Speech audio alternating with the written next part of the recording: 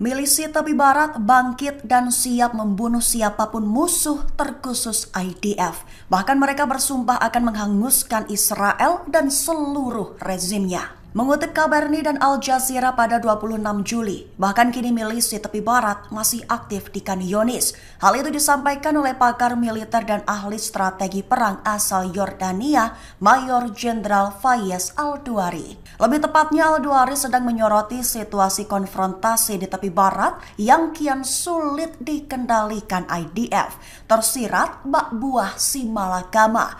Al-Duari menyatakan bahwa IDF yang sedang fokus dalam perang di Rafah dan Gaza Selatan justru harus menghadapi situasi lagi di tepi barat. Ia juga menegaskan bahwa semua faksi milisi perlawanan Palestina cepat beradaptasi sehingga pejuangnya bisa mencerminkan keganasan konfrontasi di semua wilayah.